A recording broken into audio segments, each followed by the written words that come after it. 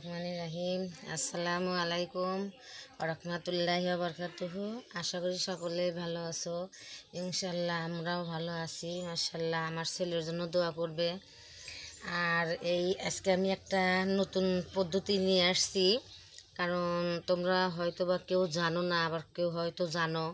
কারণ এই যে দেখো, এটা বাবুই পাখির বাসা। এটা কিন্তু বাবুই পাখির বাসা। মাশাল্লাহ, আল্লাহ কত বুদ্ধি দিয়েছে পাখিদের মাথায়। কিন্তু এই বাবুই পাখি দেখি কি কাজ হয় কি তোমরা কি জানো? তবে যদি কেউ জানো কমেন্টে জানাবে। আর আমি বলে দিতেছি, এই বাবুই পাখি দিয়ে বাচ্চাদের যে ছোট ছোট বাচ্চাদের যে বিস্ফোরা হয়, বিস্ফোরা হয়ে গাও দিয়ে মুখ দিয়ে ভরে যায় না, উঠে ভরে যায়। কিন্তু মাশাল্লাহ, এই বাবুই পাখির বাসা দিয়ে মনে করো যে বালতির মধ্যে পানি নিবা কিংবা গামলার ভিতরে পানি নিবা, নিয়ে এই বাবুই পাখির বাসাটা ভিজাইবা। এরকম করে পানির ভিতরে ভিজে রাখবা। রাখার পরে আধা ঘন্টার মতো ভিজে রাখবা। ভিজে রাখার পরে তুলে ফালা দিয়া তারপরে হলো ওই পানি দিয়ে বাচ্চা গোসল করাই দিবা।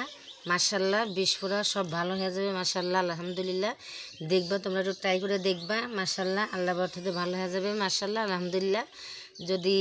তোমরা যদি বিশ্বাস করো তাহলে এই কাজটা করবা, দেখবা যে বাচ্চাদের বিস্ফোরা হলে পারে সেরে যাবে, আর হবে না। মাশাল্লাহ, যদি ভালো লেগে থাকে অবশ্যই একটা লাইক, শেয়ার, কমেন্ট করে দেবে। আসসালামু আলাইকুম।